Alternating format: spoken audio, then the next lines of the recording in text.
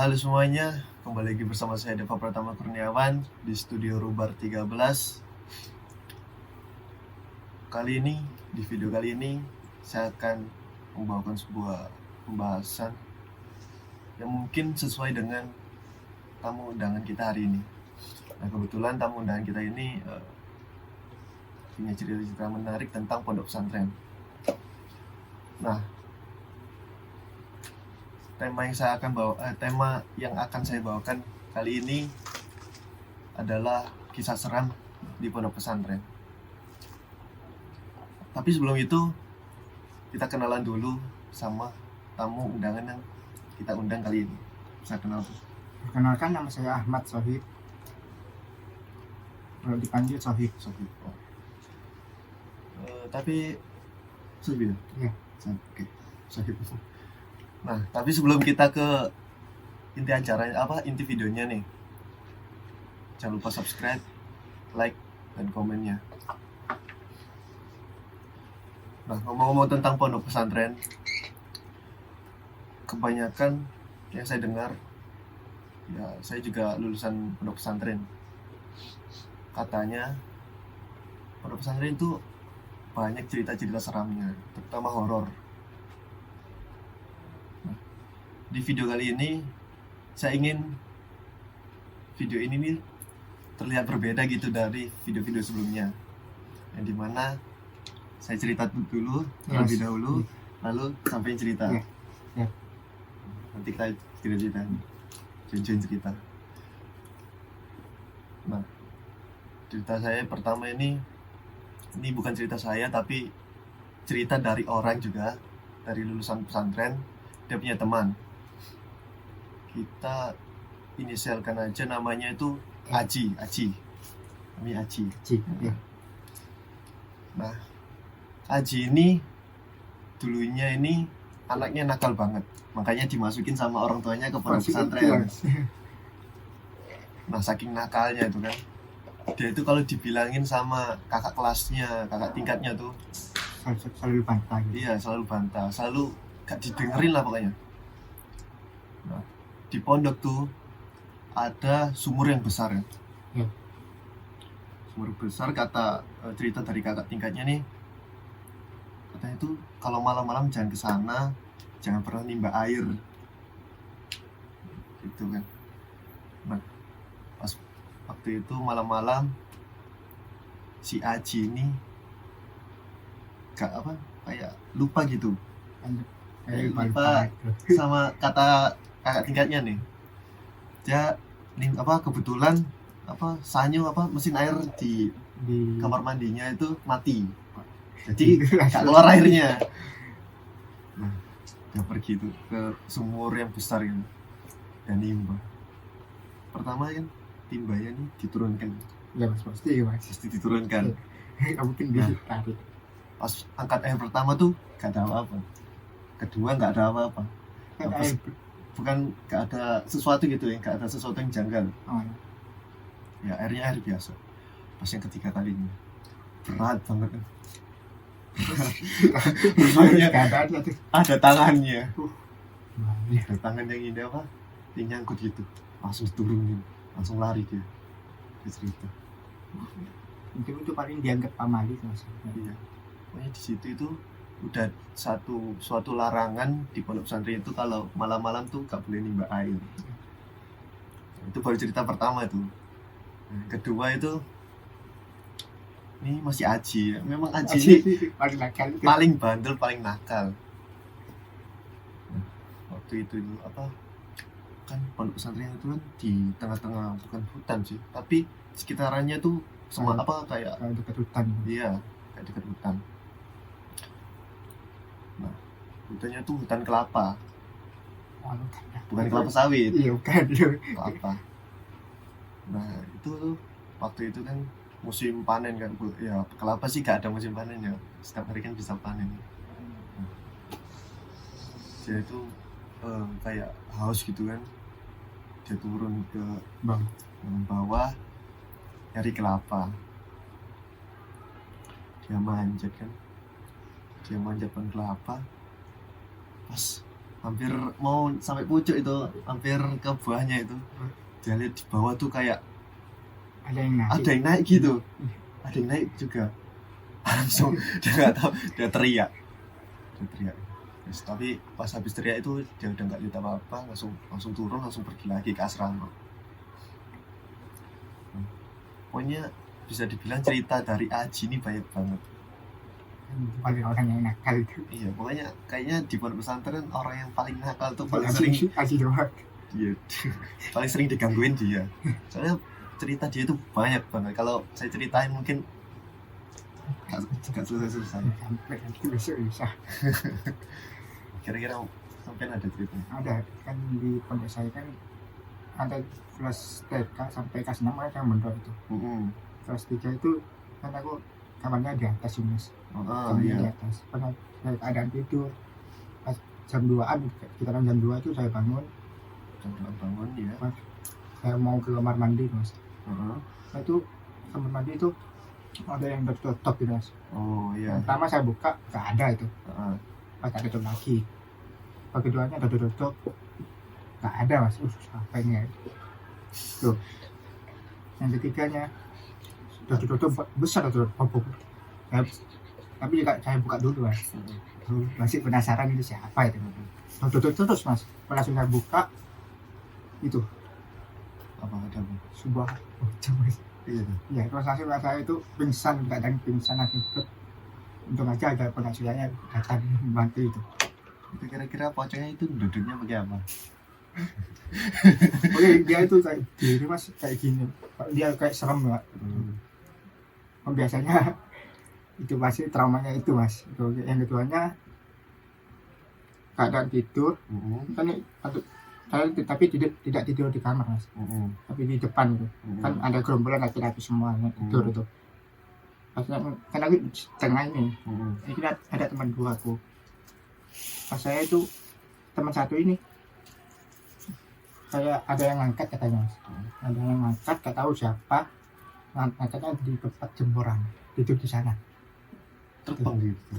Kayak terbang nggak gimana nggak tahu mas, kan dia keadaan tidur, pas tak usah. Kok gak ada temanku ini. Tidur di mana dia? Pindah paling tak lihat kamar, kok gak ada. Itu. Tak lihat di mana anak itu.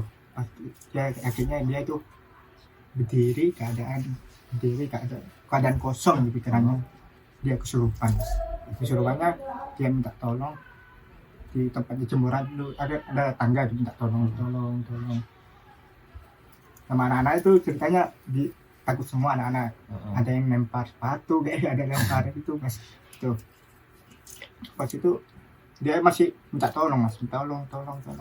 Pas duduk di bawah ada pengasuh saya datang. Jadi dia ditaruh ke kamar mandi mas. Itu. Yang tarik itu siapa? Pengasuh saya mas. Ditarik di kamar mandi. Iya, dia disiram langsung mas. Itu sana disiram itu biar hilang semua itu. Pas itu langsung dia sadar, wajahnya parah semua kan habis dipukuli teman-teman itu mas. Itu terus traumatikanya itu saya sendiri mas. Apalagi itu? Pas saya tidur di bawah itu kayak kan pakai selimut mas, kan keadaan hujan deras itu. Kayak selimut itu kayak ditarik tak tutup lagi, ditarik tak tutup lagi. Loh siapa ini? Tak kira temanku, tak pukul kamu itu siapa itu? Petak itu pas itu kayak ada yang ngeloni saya pas ditindihin bro ya tindihin ya gitu pas kayak tak bisa gerak juga ya tindihin siapa ini ya itu Allah aku merem mas gemetaran sempat takut semua tuh kelihatan tuh yang tindihin belum ya masih belum lihat wajah saya mas tapi gini apa siapa ini itu pas saya lihat itu mas masih pocong itu kayaknya pocong itu mana ya kayak ngikutin terus ke saya itu kayak kecil gitu. Tapi itu siapa gak tahu itu paling pocong bawaan sampai itu kan nggak tahu sendiri mas secara itu ya dari kecil sampai sekarang masih ada sih itu. Kalau sekarang pernah dinampakin sama pocongnya? Pernah di rumah saya Sering mas Jaring di kamar mandi gitu. Terus kan aku keadaan di kamar itu, di sini ada kamar rumah saya. Di situ saya sholat subuh, ya, kamar mandi kan, terus pocong itu kayak gelantungan di tangga itu, Kelantungan. kayak itu kayak kirain bahan guling mas. Siapa itu langsung dia langsung ngeliat kan, langsung aku kaget, langsung kabur mas, minta tolong ke masku itu. Tapi sampean punya ini mata batin. Mata batin, kalau masalah mata batin nggak tahu saya gitu kan. Itu Tapi kalau dilihatin gitu gimana? Dilihatin terus-terusan gitu. kayak ikut terus dari kecil ya mas, ngikut terus sampai sekarang. Nggak tahu itu siapa, nggak tahu gitu. Nggak tahu ada menjaga aku kayak atau penjahatku, nggak tahu kan mas dasarnya. Ya paling pocongnya penasaran sama sampean. Pengen kenalan. Dia pengen kenalan itu mas. Itu pocongnya laki-laki atau perempuan aja? Kayaknya laki mas. Laki. Ya, misalnya, kalau perempuan kayak aduh itu itu Soal jemuran ya, jemuran nang pondok pesantren itu paling aku ngeri itu ya. paling agak sereman itu mas, kan dasarnya malam jam 12 itu udah petang ya mas. Jemuran pokoknya paling ngeri nang pondok pesantren ya. Pondok pesantren manapun pasti jemuran itu paling ngeri. Gone iku lembab, banyak pakaian kan. Iya banyak pasti mas di dasar. Kare guys sing pakaian temenan ya kan. Oh, paling sama itu di sana pas di lapangan itu serem sih. Pas malam itu Kalau di pondok pesantren itu pernah ada kesurupan. ada pernah mas, kita kan 3 anak temanku, terus dia tuh kayak kesurupannya itu, dia itu kayak nego tapi dia main bola juga sendiri, Ya kan main bola. tapi main bolanya sendiri mas, bukan kayak sama Iya. mas. Udah cerita tuh. Itu Pasti ono. kayak usaha itu, namanya itu kayak apa ya, belum tahu masih lupa mas namanya. Bola sendiri ya. Langsung dia main bola sendiri mas, Pas di Rukyah itu. belum di main bola, tak kira itu siapa mus itu, langsung dia kayak marah, kalau itu panggil langsung marah itu mas, siapa itu main bola sendiri mas. Pak tak panggilkan pengasuhku, dia langsung kasih. Ya di Rukyah itu berarti. Terus pas habis itu dia pernah kegangguan ya. Nggak ada itu sih, tutup di dasar, Berarti keganggu pertama. langsung trauma gitu. Ya, aja. Aku kenapa main bola itu teman, nggak tahu kamu itu katanya. Kok nanya saya? Ya aja. Kan keadaan kesurupan itu kayak keadaan tidak sadar itu kan. Mm-mm. Pas sadarnya kok aku ada di sini itu. Mm-mm. Kan pertama ya aku ada di sana, kok ada di sini itu. Pas sampean mondok kelas apa? Kelas TK, TK itu. kita di TK sampai kelas 6 SD. SD ini SMP-nya luar. luar.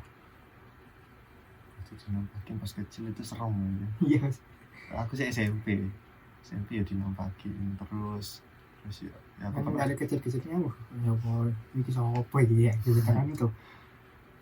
Kalau menjaga aku oke gak apa-apa, pokoknya jangan ganggu itu, saya Mm-mm. minta tolong aja gitu.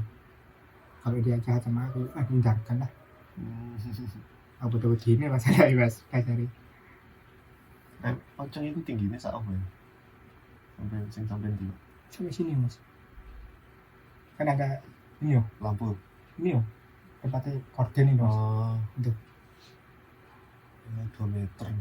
besar boy. Tinggi banget. Saya tahu ada dosanya tinggi. Pas jalan itu ya Allah.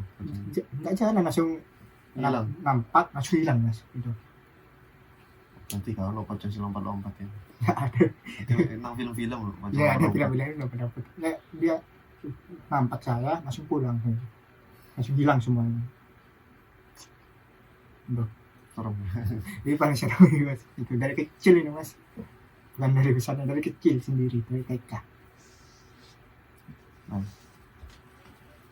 Di pondok pesantren ya.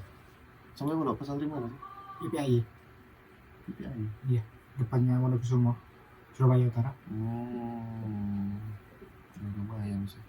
Tapi ya pondokku itu angker.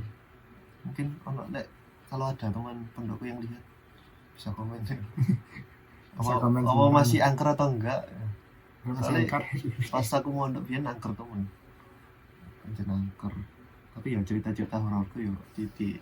Soalnya jarang dibangun, sering tapi jarang dinampakin. Nek suara-suara sering. Nah, tak ceritanya sing aji mana? Mau dihaji lagi, mau nakal lagi deh. Soalnya aji cerita dulu. Wah, paling nakal, paling banyak ya. Kayak bisa diomongin lah. Tapi semenjak DE wis sakit dinampaki ngono, dia itu jadi nurut, jadi apa? Gak nakal lagi. Iya, nakal lagi. Harus nurut itu bilangnya. Rajin sholat jadi. Pramu kan rajin tuh. Nah, ini ceritanya Aji ini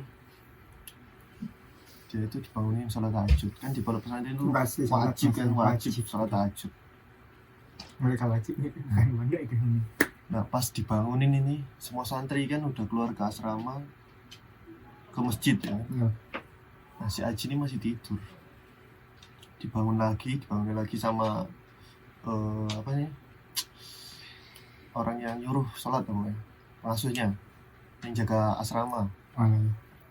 Gak bangun lagi, ketiga kalinya gak bangun juga, akhirnya ditinggal sendiri. Karena asrama itu kalau orang nggak di kamar itu dimatikan lampunya. Nah ceritanya nih si Aji ini tiba-tiba kayak dibangunin gitu, dibangunin Aji gitu. Ya, ini nama samaran Aji. Gitu ya dia apa? Masih ngeyel. Iya, gak mau bangun. Si Aji gak mau juga. Pas ketiga dia kayak dia itu bilang kok kenceng banget ya, dia kebangun gitu kan, dia lihat gak ada siapa-siapa langsung dia masih lihat, dia mikir tuh siapa yang bangun ini. Dia lihat sekelilingnya, jarak antara asrama sama masjid itu jauh ya, mungkin ada 300 meter. Memang jauh, besar pondoknya. Pas dia ingat tuh, wah sholat tahajud kan, kalau nggak tahajud ini dihukum nanti pas habis, kalau nggak sholat zuhur, sholat maghrib ada hukuman. Nah, dia akhirnya ambil perlengkapan sholatnya dari lemari, dia keluar tuh dari pintu asrama. Pas jalan tuh dia tuh kayak ada yang ngikutin pas jalan, ada kayak suara langkah kaki dari belakangnya. Pas dia lihat gak ada orang, dia jalan lagi sambil ngelirik ke belakang gitu kan. Pas dilihat lagi gak ada orang, masih ngikutin. Iya, tapi ya suaranya hilang pas dia lihat ke belakang. Jalan terus sampai keluar, hampir ke jalan yang menuju masjid. Nah kebetulan pas sampai masjid tuh orang-orang yang udah sholat tahajud tuh pada pulang ke asrama. Akhirnya ditanya, udah sholat tahajud belum katanya. Udah sholat dulu gitu kan, udah sholat. Nah kata orang-orang kan, kalau orang sholat tahajud tuh biasanya ada yang jadi makmum. Ada, pernah dengar? Belum. Nah, orang yang sholat tahajud kan ada tuh filmnya, kalau pas ada orang sholat masih ada makmumnya. Nah ini ceritanya Jini sama, dia itu wudhu, habis ambil wudhu itu, pas ambil wudhu itu di kamar mandi itu kayak ada orang yang nyalain air wudhu lagi. Iya, padahal pas di tempat wudhu itu gak ada orang siapa-siapa lagi.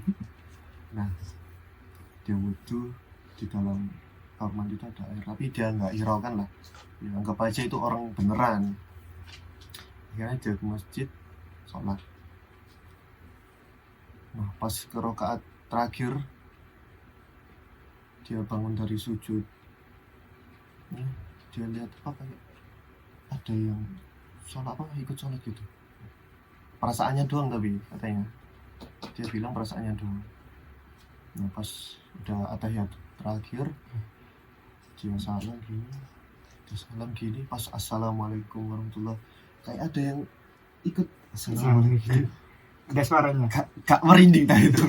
Ini Iya. mas Dia langsung ambil sajadahnya langsung langsung lari. lari asrama gitu dia. Langsung habis itu setelah kejadian yang dia alami, akhirnya dia jadi nurut, dia nggak jadi nakal lagi lah makanya ya setelah itu ya dia nurut sama ustadznya, dia rajin ngaji pokoknya udah gak nakal lagi. Ngasih nurut ya. Iya aji yes. Yang namanya aji bukan aji. Oke iki C inisial tok. Jeneng wonge kata sebut no. Ini katanya itu.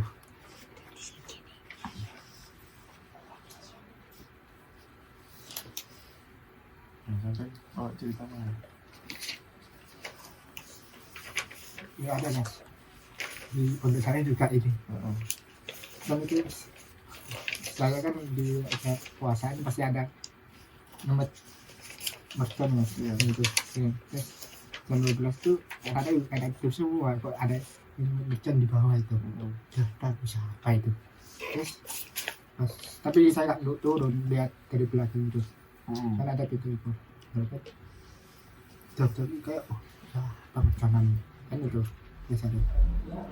Pas dia kagetnya itu dia langsung muncul kan ada pecah itu. Langsung harus sebelum langsung lari mas keadaan itu. Nggak tahu siapa itu kayak Kenceng banget gitu. Pakai baju putih mas. Ya paling itu kamu suara berisik jadi nyamperin sampai ya.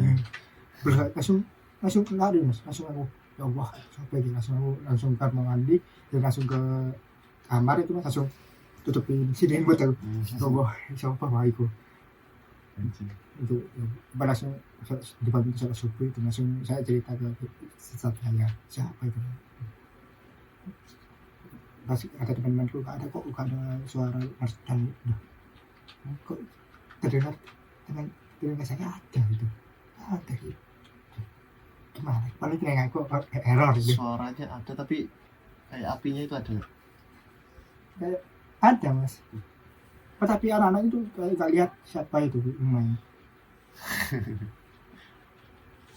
Kalau itu keadaan itu ya Allah siapa ya paling telinga aku ya error ya. Tapi aku mata aku error gak ya lagi malam itu. Paling sampai ngantuk ya. Jangan mas dari langsung tidur pas langsung hilang semua. Kata temanku tapi kuat ini tapi audio tak bilang ke satu kapan di kejadiannya di jam 2 mas di jam 12 itu itu kebiasaan pondok sini ya.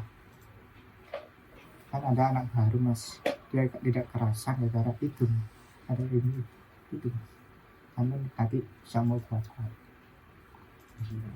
Di pondok itu cobaan banyak cobaannya mas. itu enggak dari makhluk hidup ya dari makhluk halus itu pasti banyak gitu ada ini kan bilang gimana sih nyari anak-anak aku nggak lihat kan kok aku tok yang lihat gitu takut veteran kan apa istilahnya dia gak ganggu kok tuh dia hanya menampakkan aja itu. Jadi peringatan buat orang-orang yang nakal tadi.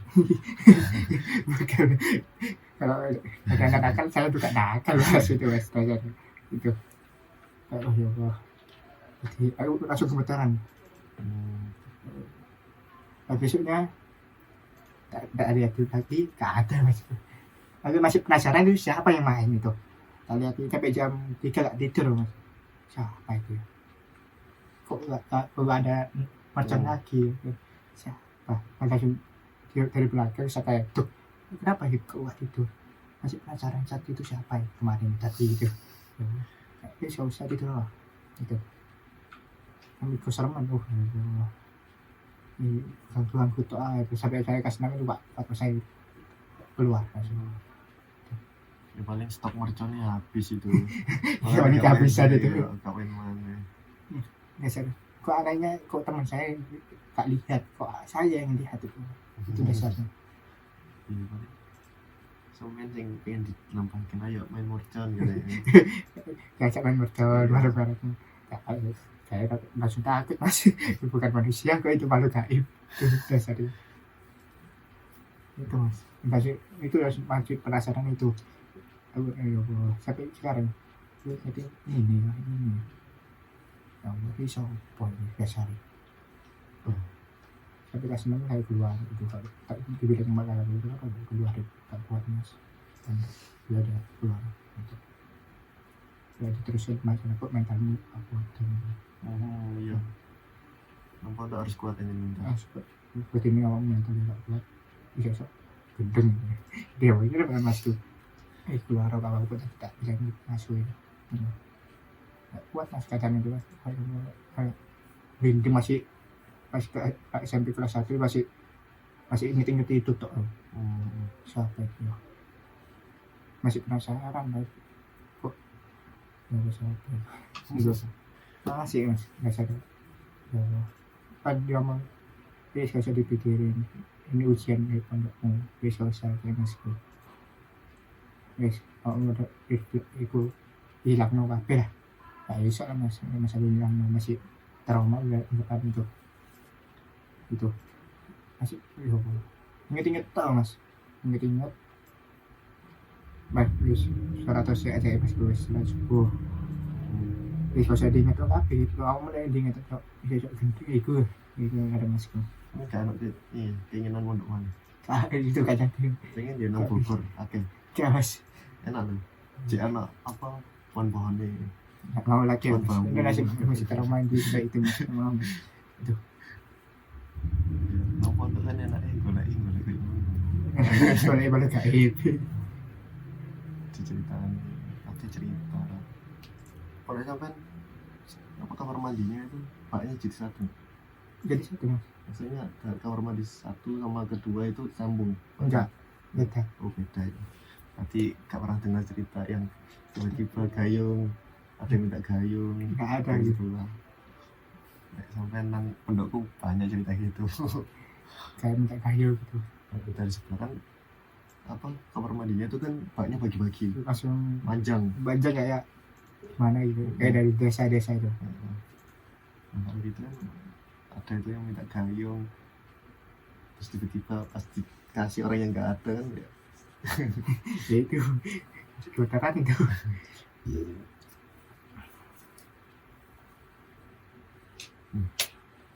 Sampai saat ini sampai lihat wujud wajahnya itu apakah masih sama mas kayak serem-sereman itu tadi pas sampai lihat dari dari kecil kecil itu sama maupun saya di Madura pun sama itu pas di pondok sama di ini sama. semua Berarti sampai ini kayak ada sesuatu, ada something. belum tahu kalau masalah sesuatu mas Coba sampai tanya orang tua sampean ada sesuatu. nanti tak bilang ya aku aja itu pasti ada sebuah apa itu Ada sesuatu gitu Iya. kan. yang masih kan di pondok masih ada itu ya. Sama semua maupun di Surabaya maupun di Madura itu Biasanya kan orang-orang biasa kalau dinampakin kan pasti beda-beda. Kalau sampai sama terus kan ada sesuatu pasti. kayak penjaga gitu nggak tahu aku Coba Pernah saya konsultasi enggak? tanya-tanya. aku pernah di kakak saya Katanya kayak gimana? Katanya kayak gimana? kakak saya nggak tahu sendiri Tambahkan enggak apa-apa ya? Saya di sini tak apa ya? Konsultasinya itu kayak gimana? kakak saya itu dari leluhur itu dari kakek sendiri Oh, jadi keturunannya sampean memang dulu juga pocong itu yang iya sama nggak tahu paling kakek saya ada sesuatu itu Maksudnya kafannya itu gimana? kotor masih makan Kotor. memang ada kayak benda apa gitu yang di rumah gitu mungkin. belum diceritakan sama kakak saya itu bu Karena kan kalau saya itu satu orang cewek itu dari saya keluar dari SMA sampai saya lulus S1, keluar SMA kan S1, dari S1 pindah ke Tuban kerja selama 1 tahun lebih, habis itu pindah ke Jogja selama 3 tahun lebih, pindah lagi ke Surabaya sampai tahun 2020 itu baru saya konsultasikan. Itu orangnya sama terus penampakan itu, dan akhirnya ternyata ditelusurin sama almarhum bapak saya sendiri, ya memang ada yang ngikutin dari saya keluar rumah SMA itu sampai berapa tahun itu SMA lulus SMA kan 2008, dari 2008 ke 2018 mukanya itu kalau mau lindihan, mau mimpi buruk atau mau kayak sliwer kelihatan gitu ya orang itu terus muka cewek. Nah, akhirnya kan saya konsultasi, akhirnya ternyata ketemu, ditelusuri dan didalami, ya ternyata ada yang ngikutin dari selama itu efek jahatnya kayak gitu. Nah mungkin maybe coba konsultasi. Akhirnya kan saya kan dibersihkan, kalau tidak dibersihkan pasti itu ini sejak saya 2020 sampai sekarang itu sudah tidak nampak lagi, beda orang lagi, beda makhluk lagi kayak gitu, bukan orang. Tapi bukan orang itu terus yang nampakin saya itu. Dan sebelum bapak meninggal itu katanya sudah dibersihkan dulu, karena saya kan kalau orang-orang yang punya itu katanya kalau tidur di depan kamarnya kita. Jadi kan waktu saya sakit itu bapakku itu tidur di depan kamarku aja, kan saya tidak tahu tujuannya itu apa. Saya baru tahu ketika saya sudah sembuh diceritain. Jadi kebetulan almarhum bapak itu waktu cerita, jadi yang sering keliweran itu kelihatan tapi tidak langsung. Yang ngikutin saya itu banyak, sampai ketahuan ada yang kakinya kepalanya di bawah, kakinya di atas. Itu pas bapakku tidur di depan kamarku. Jadi kayak memang mungkin sesuatu ilmu yang didalemin kali ya waktu itu, karena bapak saya mendalami ilmu yang memang kanuragan yang apa kayak gitu, saya tidak paham. Nah seperti itu. Habis itu udah dibersihin, dari setelah sembuh itu saya sudah tidak kelihatan itu lagi. Biasanya itu saya sempat mikir, kok yang selalu muncul di mimpi saya kok ini aja, kok mukanya kok ini aja. Dan dia kalau misalkan saya lagi lindian itu kayak di depan mukaku, habis itu tak bacain apa-apa itu senyumnya itu ngece. Itu sangat kayak jengkelnya minta ampun. Pernah itu sampai tak pukul, dia itu cuma ketawa yang gak enak. Jadi saya pukul, saya tonjokin gitu, saking saya gregetnya. Jadi mau kebangun itu sampai air mata saya itu nangis. Karena nggak bisa bangun gara-gara dia itu, saking saya marahnya sama dia, dibacain ayat-ayat dia cuman ngece, nggak mempan itu di saya. Tapi dia nggak ngomong, cuman kayak ada di telinga saya itu kayak bisikan kayak gitu, kamu bukan orang yang taat kayak gitu, kayak ngecenya itu seperti itu. Jadi rasa jengkel saya itu lebih itu.